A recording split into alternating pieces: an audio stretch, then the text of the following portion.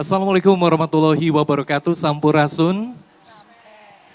Selamat pagi, Wilujeng Enjing, wargi Jabar, senang sekali saya Irfan Budiawan menemani Anda pemirsa dalam rangkaian acara Sambara ataupun juga 1 tahun membersamai Masjid Raya Al-Jabar spesial dalam program Ainus Jabar pada kesempatan pagi hari ini. Dan juga pada kesempatan kali ini saya tidak sendiri pemirsa, saya bersama 2 narasumber. Kita akan berbincang lebih lanjut seperti apa kegiatan dalam acara Sambara ini. Saya akan memperkenalkan 2 narasumber. Yang pertama, saya sapa terlebih dahulu ada Wakil Sekretaris DKM Masjid Raya Al-Jabar, Ibu Dr. Insinyur Dewi Sartika MSI. Assalamualaikum Ibu. Waalaikumsalam warahmatullahi wabarakatuh.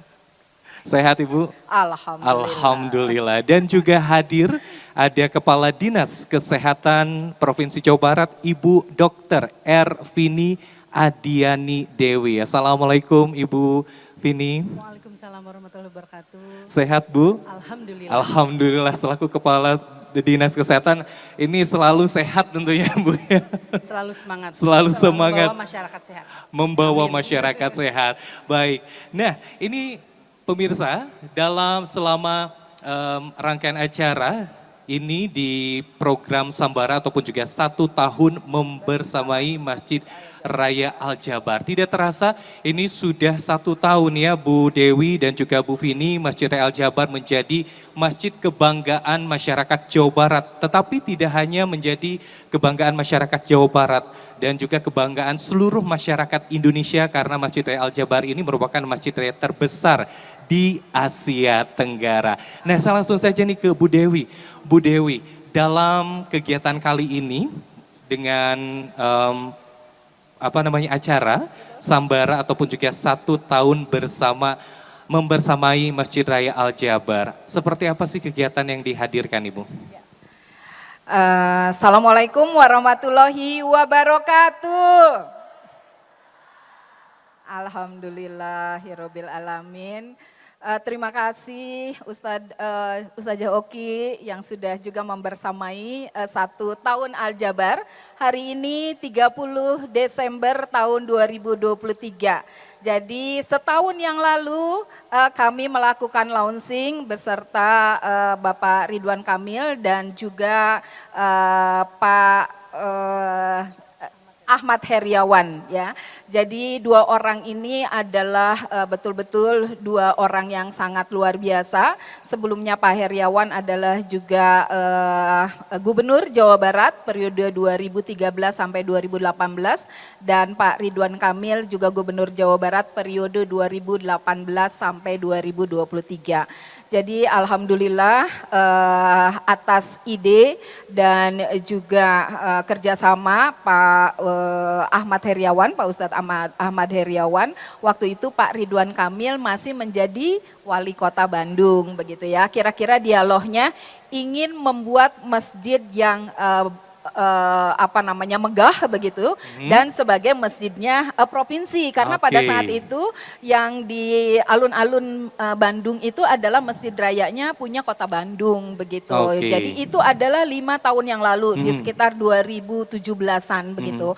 Nah, dialog itu akhirnya menggerakkan barangkali seluruh ide, pikiran, oret-oretan karena beliau sebagai arsitek ya Pak Ridwan Kamil, jadilah masjid yang luar biasa yang sekarang Ibu Bapak semuanya hadir di sini. Kira-kira seperti itu ya awalnya. Berarti kolaborasi ide ya antara Bapak Ridwan Kamil dan juga Bapak Ahmad Heriawan seperti itu pada saat itu masih menjabat sebagai Gubernur Jawa Barat dan juga Kang Emil sebagai Wali Kota Bandung.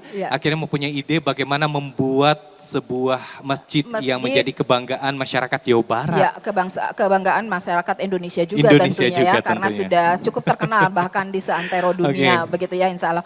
Jadi masjid ini dibangun selama 5 tahun, Ibu Bapak semua. Kemudian luasnya adalah 26 hektar kurang 2000 meter lah kira-kira seperti itu ya.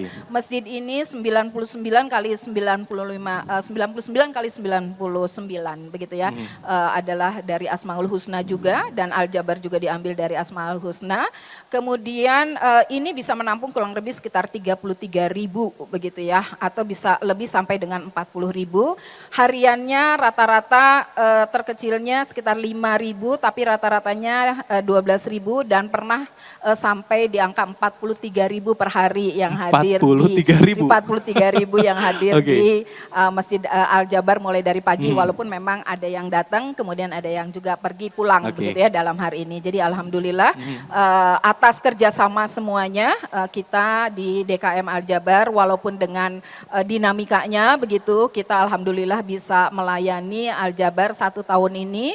Data yang masuk sih Bu Vini kurang lebih ada sekitar 4 juta yang sudah hadir di sini. Namun demikian karena alat kami juga sempat beberapa kali tidak aktif begitu ya karena ada perbaikan, saya rasa mungkin lebih dari 4 juta sudah hadir di Al Jabar ini. Kira-kira seperti itu dia sebuah kebanggaan ya, masjid yang bisa menampung jamaah dengan fasilitas yang juga ataupun jumlah banyak ya Bu ya. Tentunya fasilitas juga disediakan di Masjid Raya Al Jabar ini untuk para jamaah yang hadir. Nah, Insya Allah. fasilitas apa saja? Mungkin dari jemaah yang hadir di sini juga belum tahu semua sebetulnya fasilitas apa saja selama pembangunan 5 tahun tadi dan juga setelah 1 tahun ini dalam peringatan 1 tahun Masjid Raya Al Jabar yang sudah bisa diakses oleh masyarakat nih Bu. Ya, kalau fasilitas alhamdulillah kita sudah bisa melayani tadi ya, kalau hitung-hitungan karena kita mempunyai, masjid ini memang dibangun semuanya melalui digitalisasi begitu. Jadi kalau Ibu dan Bapak melewati jembatan begitu ya, jembatan yang menuju di arah selatan dan di sebelah utara kalau kita akan pulang begitu ya, itu ada yang namanya CCTV yang bisa mengcapture daripada lensa mata begitu sehingga langsung bisa menghitung begitu ya, seperti itu. Kemudian ini bisa dipakai untuk 33 sampai 40.000 bisa menampung jamaah begitu. Kami toilet di bawah itu untuk akhwat dan ikhwat kalau kita jumlah kurang lebih 150 bilik begitu. Kemudian untuk wudunya ada sekitar 400 tempat wudu untuk akhwan dan ikhwatnya gitu ya. Kemudian yang lain-lainnya tentu saja juga kami di bawah sebetulnya ada aula besar bisa dipakai juga untuk kepentingan-kepentingan tertentu, termasuk juga ada kelas-kelas yang rencananya akan kami pakai untuk semacam tempat-tempat pembelajaran begitu ya. Jadi maunya tematik begitu. Kemudian ada kantin juga walaupun belum operasional dan kita juga punya beberapa room yang bisa dipakai juga untuk area bukan sekedar komersialisasi sebetulnya ya, lebih dipakai kepada bagaimana memfasilitasi para jemaah yang akan hadir di Al Jabar begitu. Kemudian kita juga punya taman-taman tematik begitu ya, ada Taman Nabi Musa, di sana juga ada perahu Nabi Musanya begitu ya. Kemudian ada Taman Nabi Daud gitu ketika di ada paus begitu di belakang sana, ada jogging track juga, ada Taman Nabi Adam gitu. Jadi ada 5 taman di belakang yang sampai saat ini memang belum secara optimal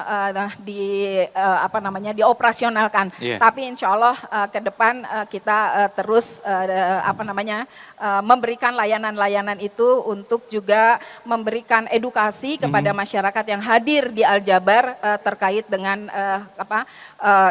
terkait dengan bagaimana kita terus menerus gitu mempunyai pengetahuan dan literasi mengenai perkembangan daripada agama Islam termasuk museum yang sangat luar biasa. Sebetulnya Ibu Bapak suatu saat harus pernah pergi ke museumnya Al Jabar karena di sana Ibu Bapak bisa belajar mengenai zaman sebelum Nabi lahir begitu ya, kemudian pada saat Nabi lahir dan dibesarkan begitu, kemudian juga perkembangan Islam di Jawa begitu dan perkembangan Islam di Indonesia begitu dan masjid-masjid lainnya. Kira-kira seperti itu. Wah, ini jadi tidak hanya soal ibadah di area masjidnya sendiri tetapi berbagai fasilitas penunjang juga dihadirkan. Bu Dewi, ini dengan cukup banyaknya masyarakat yang hadir, tentunya fasilitas kesehatan ini menjadi salah satu hal yang juga sangat penting. Nah, seperti apa fasilitas kesehatan yang juga disediakan di sini? Jadi poinnya yang pertama adalah kita inginnya zero defect atau maksudnya Tidak boleh ada kecelakaan di Aljabar lah, kira-kira Oke. seperti itu. Tentu kita bekerja sama dengan Dinkes ya, bagaimana kita melengkapi barangkali termasuk juga bagaimana kita memfasilitasi, menyediakan juga apa namanya Bu, kalau misalnya ada sesuatu kita rujukannya dan Oke. sebagainya. Secara lebih lengkap Oke, mungkin nanti nah bisa saya langsung bicara. nih ke Dokter Ya. Vini. Bu Vini, ini kalau kita melihat saya takjub sekali setiap hari, bahkan datanya tadi cukup tinggi ya Bu Vini ya. Tentunya ini sangat penting soal menjaga kesehatan ataupun juga soal keselamatan bagi para pengunjung di Masjid Raya Al-Jabar. Seperti apa support dari rekan-rekan Dinas Kesehatan Provinsi Jawa Barat sendiri Bu? Ya, terima kasih Kang. Jadi alhamdulillah sejak pertama kali dibuka Masjid Raya Al-Jabar ini kami dari khususnya Dinas Kesehatan Provinsi Jawa Barat mendukung penuh Kang. Salah satunya adalah kami menyiapkan para tenaga kesehatan yang Masya Allah ya subhanallah Ustazah Oki, ternyata masyarakat Kota Bandung itu hebat-hebat. Karena para tenaga kesehatan itu berasal dari rumah sakit dan juga 2 universitas dalam hal ini Sekolah Tinggi Ilmu Kesehatan, yaitu Stikes Dharma Husada dan juga Universitas Bakti Kencana. Jadi secara rutin kami menyediakan tenaga kesehatan, kita buka dari jam 7 pagi sampai jam 7 malam. Kecuali pada saat Lebaran ya, pada saat puasa Ramadan itu jamnya memang berbeda menyesuaikan dengan aktivitas yang ada di masjid. Ya, jadi selama 1 tahun ini Masya Allah ya animo masyarakat untuk hadir di Masjid Al-Jabar ini luar biasa. Dan memang kadang-kadang sakingku ingin datang ke Al-Jabar, sakit pun agak memaksakan begitu ya. Tapi alhamdulillah ya karena difasilitasi kami juga oleh DKM Masjid Al-Jabar di dalam hal ini kami memang senantiasa untuk selain tenaga kesehatan, dokter dan perawat kami juga sudah menyiapkan juga ambulans Kang. Jadi kalau pada momennya besar ambulansnya ditambah begitu ya. Tapi kalau hari-hari biasa kita biasanya 1 ambulans saja. Karena biasanya yang berperan di sana adalah rumah sakit di 30 rumah sakit di Kota Bandung itu turut beserta untuk mengisi Masjid Raya Al-Jabar ini di pos kesehatannya. Begitu Kang. Dan juga kami sudah membuat pola rujukan sebetulnya seperti disampaikan oleh Bu Ike. Sehingga beberapa rumah sakit pun bekerja sama ya. Terutama di dalam hal tentunya masalah kesehatan yang sifatnya kegawat daruratan dan juga dari segi pembiayaan. Oke, jadi dari manapun yang hadir terutama masyarakat di seluruh Indonesia ketika berkunjung ke sini dan apabila ada kegawat daruratan seperti itu, fasilitas kesehatan mulai dari tenaga kesehatannya, lalu juga ambulans dan bahkan rujukan obat-obatan hingga ke rumah sakitnya pun itu sudah betul-betul disiapkan ya Bu ya, sudah ada mitigasinya seperti itu. Nah kalau melihat nih Bu, dengan cukup banyaknya juga para jemaah yang hadir tentunya tidak akan lepas dengan bagaimana masyarakat juga ataupun jemaah juga turut andil dalam menjaga kesehatan ataupun juga kalau kita ketahui meskipun saat ini masa pandemi sudah selesai Bu ya COVID-19 tapi di sisi lain juga masih cukup tinggi juga nih angka apalagi di akhir-akhir ini. Seperti apa yang mungkin harus diantisipasi oleh masyarakat ketika berada di area-area umum nih Bu? Ya, terima kasih. Ini sebetulnya dengan adanya libur Nataru dan juga ada sejumlah kenaikan kasus COVID sebetulnya Bapak sekalian di Jawa Barat. Kalau bulan-bulan kemarin mungkin dalam 1 bulannya hanya kurang lebih 87 sampai 100 kasus. Tetapi ibu-ibu bapak sekalian perlu kami sampaikan bahwa di bulan Desember ini rata-rata kasus perharinya menjadi 50 begitu. Ya, untuk itu memang ada beberapa ketentuan. Selain kita melakukan perilaku hidup bersih dan sehat ya ibu bapak sekalian, juga kita kembali memang harusnya mengaktifkan kembali gerakan 3M-nya. Nah, hanya ada perbedaan ibu bapak sekalian. Kalau dulu seluruh masyarakat itu wajib memakai masker ketika masa pandemi. Kalau sekarang ini masih masa endemi namanya. Ya, jadi tidak semua daerah-daerah itu mengalami peningkatan kasus yang luar biasa begitu. Nah, jadi untuk sekarang Ibu sekalian, untuk pemakaian masker sebetulnya di tempat-tempat yang berkerumun ini juga menjadi sebuah kewajiban memakai masker begitu. Ya, ini untuk mencegah tadi ya terjadinya peningkatan kasus pandemi COVID-19. Dan juga yang wajibnya sekarang itu adalah yang sakit, Kang. Betul. Karena Omikron varian COVID-19 yang sekarang itu rata-rata sudah mengalami kasus yang lebih ringan. Jadi batuk pilek biasa. Kenapa? Karena kita pernah divaksin nih Bapak sekalian. Ya, yang kedua adalah mutasi virus itu terjadi, Masya Allah nih ya kekuasaan Allah. Jadi kalau virus melakukan mutasi atau berubah bentuk, itu makin lama itu makin lemah Ibu Bapak sekalian. Ditambah kita kuat, sudah divaksin, lalu virusnya juga sudah menjadi agak lemah Ibu Bapak sekalian, sehingga mungkin Ibu Bapak jarang melihat penderita COVID ini dirawat lagi di rumah sakit. Kalau zaman dulu kan di IGD aja sampai ngantri begitu ya Ibu sekalian ya. Dulu angka perawatan rumah sakit itu sampai 90% Bu Dr. Hutaja Bu Oki. Dan sekarang itu rata-rata di Jawa Barat sekitar 2,3, jadi kurang dari 5%. Nah, yang kedua tentunya adalah mencuci tangan Ibu Bapak sekalian ya. Itu yang sudah harus menjadi kewajiban yang jangan sampai ditinggalkan ya. Dan yang ketiga tentulah bagi yang sakit kalau bisa mah jangan tadi ya datang ke sebuah tempat-tempat umum begitu ya, lakukan isolasi mandiri di rumah. Sebetulnya virus itu sifatnya adalah sembuh sendiri ya, tetapi akan lebih baik tetap berobat ke fasilitas pelayanan kesehatan, puskesmas ataupun rumah sakit. Dan jangan lupa bagi yang belum melaksanakan vaksinasi COVID secara lengkap, belum booster kedua ataupun malah sama sekali yang belum pernah di booster, apalagi orang tua kita ya, para lansia atau yang sudah punya penyakit dasar, ayo kembali lakukan vaksinasi di puskesmas dan masih gratis Ibu Bapak sekalian. Nah, jadi untuk melakukan kegiatan seperti kegiatan pengajian yang cukup banyak menghadirkan jemaah ini sebetulnya tidak masalah selama soal protokol kesehatan itu dijaga Bu ya. Tadi dengan mencuci tangan. Jadi sebelum ke sini karena di sini di Masjid Al Jabar disediakan Bu ya, kalau masuk saja sudah cukup banyak buat berwudu seperti itu. Nah, ini bisa cuci tangan terlebih dahulu, lalu juga tetap kalau misalnya yang membawa masker boleh membawa masker. Kalau juga yang memang merasa tidak sehat lebih baik tidak memaksakan seperti itu ya. Di rumah aja. Nah, di rumah saja ya.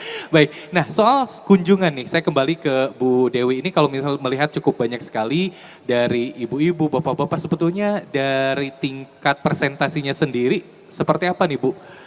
Nih kalau kita lihat sepintas begitu ya, kok yang ikhwannya lebih sedikit begitu ya. Tapi ternyata kalau dari kunjungan begitu sehari-harinya karena bergerak mulai dari jam 4 pagi sampai dengan 9 malam begitu ya. Jadi justru laki-laki lebih banyak, 51,5% itu adalah laki-laki kunjungannya. Sedangkan wanitanya adalah 48,5% adalah wanita kunjungan ke Al Jabar. Jadi kalau kira-kira dari 4 juta itu laki-lakinya kurang lebih sekitar 2,2 juta begitu, perempuannya 1,8 juta yang sudah hadir di Al Jabar. Oke, jadi lebih banyak perempuannya ya ataupun juga lebih banyak lakinya. Oh, laki-lakinya. Tapi kalau Ibu-ibunya misalnya ada ini majelis taklim pasti perempuannya lebih banyak. Hampir 80% perempuan pada saat majelis taklim. Taklim itu adalah perempuan. Oke. Nah di sini ibu-ibu yang hadir ya cukup banyak ya. Tapi kalau berdasarkan data yang paling banyak biasa datangnya adalah bapak-bapak ataupun juga pria Bu yang datang. Nah ini ngomong-ngomong ibu-ibu kesini bawa anak ibu atau tidak nih Bu? Atau sendirian? Atau anak di rumah? Diberi makan dulu Bu, sarapan. Nah ini kenapa penting ya soal kalau kita berbicara soal apalagi mumpung ada ibu-ibu nih Bu ya. Nah kalau kita berbincang terutama soal keluarga karena yang hadir di sini mungkin tidak hanya sendirian tetapi juga ada keluarga. Nah kalau kita berbincang soal keluarga, hal yang penting di dalam keluarga adalah menjaga kesehatan bagi keluarga. Apalagi sekarang juga masyarakat kalau kita lihat pemerintah juga fokus terhadap penanganan stunting Bu ya, terhadap keluarga ini. Tapi boleh dijelaskan Ibu, sebetulnya stunting betapa pentingnya pencegahan stunting untuk keluarga ini seperti apa nih Bu Dokter? Ya terima kasih. Ibu-ibu terang stunting ente terang ya. Nah ibu-ibu saya ingin menyampaikan di sini. Kalau kita masuk dalam kondisi stunting, stunting itu artinya stun, jadi diam di tempat. Artinya ketika seseorang pada masa balita mengalami stunting, Ibu Bapak sekalian, punten, untuk tinggi badannya itu akan kurang dari 150 cm. Dan yang kedua adalah otaknya tidak akan tumbuh secara optimal. Dan katanya organ tubuhnya juga ikut terganggu. Jadi ketika nanti masa remajanya, maka punten ke arah penyakit diabetes, hipertensi itu sudah mulai akan timbul begitu. Nah, kenapa kita perlu melakukan kegiatan stunting ini menjadi fokus utama kita? Nih mumpung alhamdulillah nih Kang ya yang hadir di sini adalah ibu-ibu sekalian. Jadi ibu-ibu sekalian, stunting itu begitu sangat penting. Kenapa? Tadi yang pertama karena proses tumbuh kembangnya akan terhambat. Dan yang kedua, kita menghadapi bonus demografi. Apa itu bonus demografi? Di tahun 2045, Ibu Bapak sekalian, penduduk Indonesia itu akan berjumlah kurang lebih 270 juta. 20%-nya itu orang Jawa Barat, Ibu Bapak sekalian. Karena Jawa Barat itu jumlah penduduknya adalah 20% dibandingkan seluruh Indonesia. Jadi kurang lebih ada 60 juta penduduk yang nanti di 2045, Ibu Bapak sekalian, bentuknya itu akan sama. Kalau lihat dari piramida penduduk itu seperti gentong. Jadi dari mulai usia bawah 5 tahun sampai usia produktif yaitu 15 sampai 64 dan sampai usia lansia sama jumlahnya. Dan ternyata 64% dari 60 juta itu adalah penduduk usia produktif.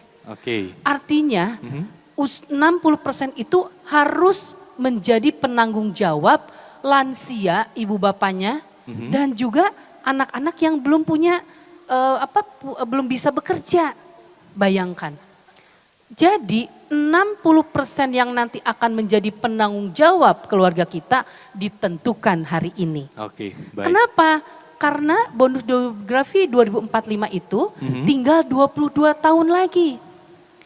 Artinya yang akan menjadi penanggung jawab kita nanti adalah orang yang lahir di hari ini, betul tidak Ibu sekalian? Dan remaja yang berusia 20-an atau usia 15-an di hari ini. Kenapa itu jadi masalah? Karena stunting itu berawal dari usia remaja putri, 15 tahun, setuju? Banyak yang anemia. Nah, salah satu penyebab stunting itu adalah karena kondisi anemia dan juga karena kondisi kekurangan energi kronik. Atau disebut dengan misalnya ibu hamil kekurangan energi. Ya, yang kurang gizi gitulah kurang lebih. Baik. Nah, sebentar. Kita tahan dulu nih, mohon maaf nih Bu Dokter ya. Karena mungkin biar penasaran saking semangatnya dan pemirsa juga. Nanti kita akan lanjutkan kembali soal tadi pencegahan stunting ini terutama juga pada cukup banyaknya bonus demografi ya Bu ya. Dan juga menjadikan Indonesia nanti bebas stunting Bu ya. Betul. Seperti itu. Namun kita akan jeda terlebih dahulu pemirsa, tetaplah bersama kami dalam program iNews Jabar.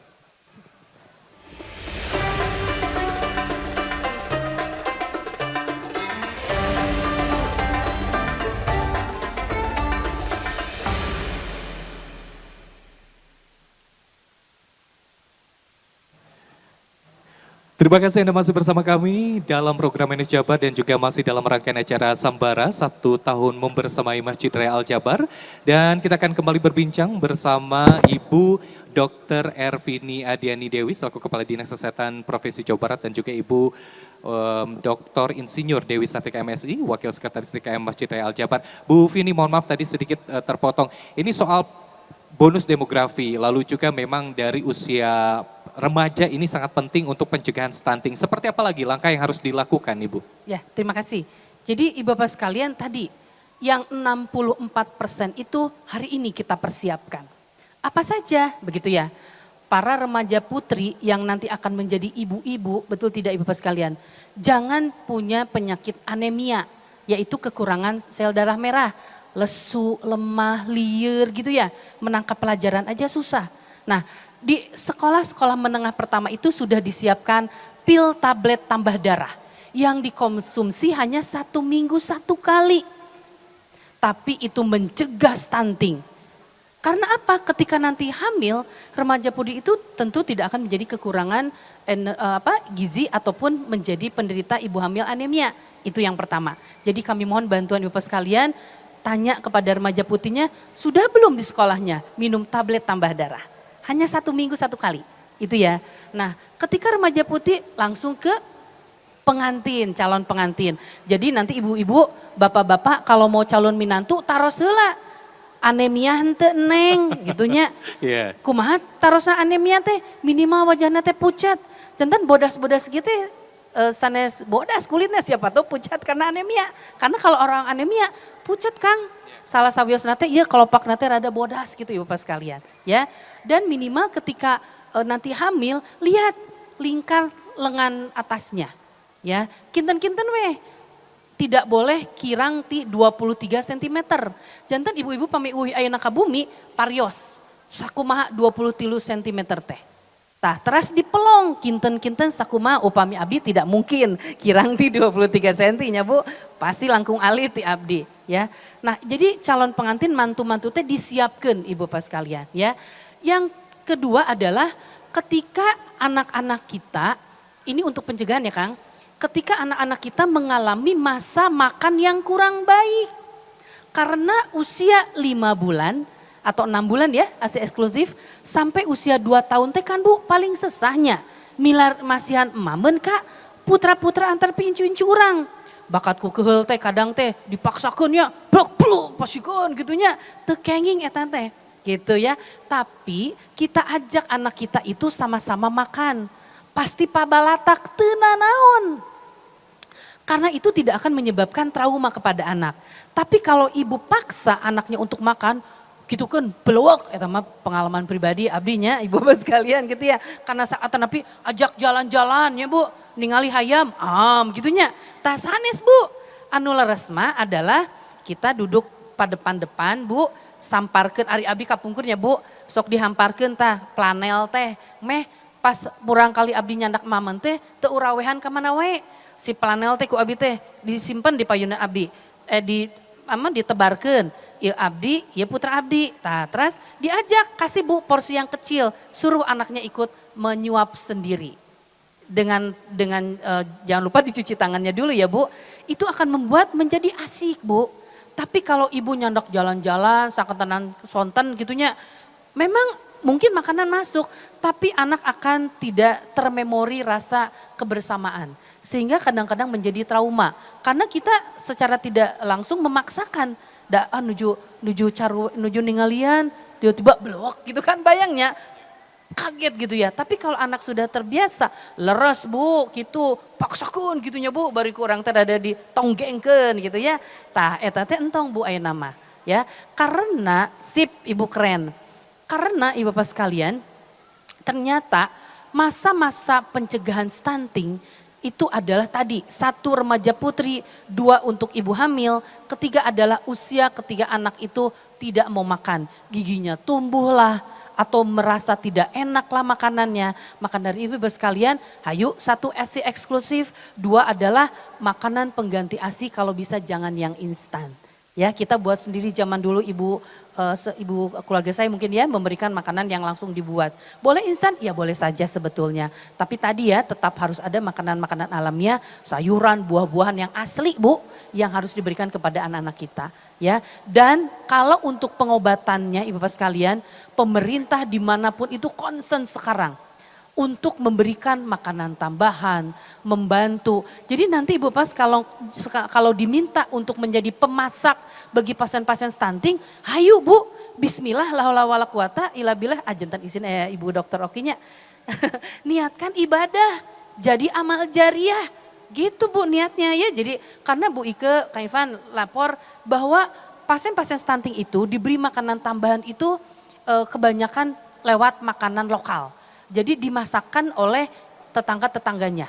Malah sekarang itu ada gerakan orang tua stunting, orang tua asuh stunting. Ayo kita berlomba-lomba dan teu awis Bu, insya Allah endog tahu kan gitunya. Tapi kita bisa membantu dan insya Allah siapa tahu anak tersebut nantinya jadi presiden. Sok Bu bayangkan. Jantan sapertos Bu Iko kapunter asda gitunya. Nah nanti jadi orang bermanfaat intinya. Insya Allah nanti apa yang dilakukan ibu bapak itu menjadi amal jariah yang pastinya terus mengalir. Oke, jadi peran serta orang tua ini sangat penting dalam pencegahan stunting terutama bagi ibu bapak yang punyai remaja putra putri apalagi yang putri ya Bu ya. Ini jangan sampai mengalami anemia itu gejala awalnya dan juga pencegahannya sangat mudah hanya 1 minggu sekali dengan mengkonsumsi tablet petambah darah Bu ya. Boleh satu lagi nggak Boleh Kang? silakan Ibu Dokter. Ini penting juga Ibu Bapak sekalian Mangga. karena saya sampaikan yang paling utama juga yang remaja kita sekarang yang nanti 22 tahun lagi usianya adalah sekitar 40-an, betul tidak? Dari sekarang dibiasakan makan makanan yang bergizi. Kembali lagi ke alamiah ya. Boleh makan, punten ya, kesukaan kita bersama ya. Apa Bu? cireng, cimol, non Bu, Seblak. cimin, seblak, pokoknya mah kenging. Tapi di dalam kesehariannya Oke. tetap harus makan makanan yang bergizi. Oke. Karena nanti usia 45 kalau Aha. kita makan itu terus Ibu Bapak sekalian, kognitifnya pasti terganggu gitu ya. Oke. Yang kedua adalah penyakit-penyakit tidak menular. Jantung, hipertensi, diabetes gitu Ibu Bapak sekalian. Oke. Ya, sepakat Ibu Bapak sekalian? Sepakat Bu ya? Amin, Oke, baik. alhamdulillah. Mungkin Bu Dokter terakhir dari Bu Dokter Vini terlebih dahulu, apa yang disampaikan tentunya dalam perbincangan kita terutama soal menjaga kesehatan terutama dimanapun berada, baik itu di keluarga ataupun juga ketika berada di luar. Ya, Silakan. Ibu Bapak, kami punya slogan perilaku hidup bersih dan sehat. Itu ada yang disebut dengan cerdik. Cerdik itu apa? Satu, cek kesehatan secara berkala. Badai sisa kalinya, kan tuh Kapuskesmas gratis, terutama untuk yang usia di atas 40. Yang kedua adalah nyahkan asap rokok. Bapak-bapak upami anu tetiasa menahan rasa ingin merokok minimal tong di bumi. Minimal tong caket ka incu. Karena apa? Bisa menyebabkan putu orang anak-anak kita itu menjadi sakit radang paru atau pneumonia. Hati-hati ya Ibu sekalian. Lalu yang ketiga adalah R, rajin aktivitas. Ya memang menurut teori olahraga terbaik itu adalah 150 menit per minggu. Badai dibagi genep 30 menit unggal dinten mangga silakan. Yang penting adalah 150. Ya rajin aktivitas. Upami nyeseh olahraga sanes Ibu. Mohon kedah jalan kaki 30 menit tidak berhenti. Capek mah capeknya Bu. Abi oge nyeseh teras Bu. Dugi ka ayeuna nyeseh. Ya. Yang D adalah diet seimbang. Cukup karbohidrat, sayuran, buah-buahan, mineral begitu ya. Lalu cerdik, I-nya adalah istirahat yang cukup. Jangan begadang. Karena apa? Jam 9 sampai jam 3 malam itu adalah waktu tubuh untuk memperbaiki. Jadi kalau ibu bapak tidur, tubuh mah bekerja Bu, Pak. Mengganti kulit-kulit kita ya yang tadi tertimpa matahari. Jadi sel-sel tubuh kita salah satunya kulit kita kalau mau bagus entong begadang Ibu Bapak sekalian begitu ya. Dan yang terakhir adalah kelola stres dengan memakmurkan Masjid Al Jabar. Oke, Ya. baik. Karena apa? Karena iya betul karena ya pada masjid mana oge ya. Tapi karena adik kita sedang di Al Jabar jadi Masya Allah ini Bu saya Ya. hampir sebulan sekali pasti datang ke Al Jabar. Masya Allah. Dan seperti ini terus Kang. Ya. Ini mah rada sedikit Bu Dokter Oki ya. Ya. Biasanya mah membludak sampai keluar Oke. begitu. Jadi kelola stres karena dengan dengan menambah ilmu ibadah agama itu adalah membuat kita hidup mah nggak mungkin gak jauh dari stres ya Bu. Oke. Jalan kaki tebi aja udah stres begitu ya. Tapi kalau bismillah niat ibadah ke badai ka Al Jabar mah astagfirullah. Oh Masya Allah. Stresnya nanti hilang Bu ya. stresnya hilang. Oke, baik Itu Ibu mungkin. Dokter. Terima kasih Ibu Dokter Vini. Terakhir mungkin dari Ibu Dewi ini dalam program Sambar ataupun juga 1 tahun membersami Masjid Al Jabar ada apa lagi dan terakhir apa yang ingin disampaikan kepada masyarakat ataupun juga jemaah yang hadir di pagi hari ini? Ya, yang pasti kami mengucapkan terima kasih kepada seluruh panitia ataupun seluruhnya yang mendukung sehingga kegiatan pada hari ini bisa terlaksana dengan baik begitu ya. Ini kerjasama antara pemerintah Provinsi Jawa Barat, di dalamnya ada Biro Kesra, ada Dinas Kesehatan juga begitu ya. Kemudian ada Diskominfo, kemudian juga bekerja sama dengan Basnas, terima kasih, dengan Syamil Quran juga terima kasih begitu. Kemudian dengan yang pastinya juga ada dari Bapenda begitu karena secara keseluruhan ini adalah juga inisiatif dari teman-teman di Bapenda dan tentu saja kepada para narasumber yang hari ini juga sudah membersamai Al Jabar. Alhamdulillah, Ibu Bapak jangan lupa untuk terus memakmurkan masjid ini karena kalau bukan kita siapa lagi, dengan tetap memelihara, menjaga semua yang ada di Al Jabar karena ini adalah untuk kita, oleh kita dan tentu saja untuk anak cucu kita. Jadi sekali lagi ya, hari ini di depan sana sampai dengan malam kita juga akan ada tausiah. Tadi pagi kita sudah ada subling ya, subuh berjamaah begitu. Kemudian juga ada tenan-tenan juga, ada 30 kurang lebih begitu ya. Tenan yang ada di depan sana dan juga ada nasyid dan sebagainya begitu. Jadi sekali lagi hari ini akan berlangsung sampai dengan malam hari dan saya mengucapkan mengucapkan terima kasih kepada semua pihak yang telah membersamai 1 tahun Masjid Raya Al Jabar dan insya Allah ke depan akan semakin makmur. Barangkali itu saja. Dan satu lagi dari Syamil Quran, Ibu Bapak punya Quran yang motif khusus itu adalah motifnya Palestina. Begitu, jadi ketika Ibu dan Bapak membeli Quran ini artinya bahwa Ibu dan Bapak juga sudah memberikan donasi untuk saudara-saudara kita yang sangat luar biasa di Palestina sana. Terima kasih. Assalamualaikum warahmatullahi wabarakatuh. Waalaikumsalam warahmatullahi wabarakatuh. Terima kasih banyak Ibu Dr. Insinyur Dewi Sartika MSI, Wakil Sekretaris DKM Masjid Raya Al Jabar, lalu juga terima kasih banyak Kepala Dinas Kesehatan Provinsi Jawa Barat, Ibu Dr. Ervini Adiani Dewi. Terima kasih banyak atas waktunya.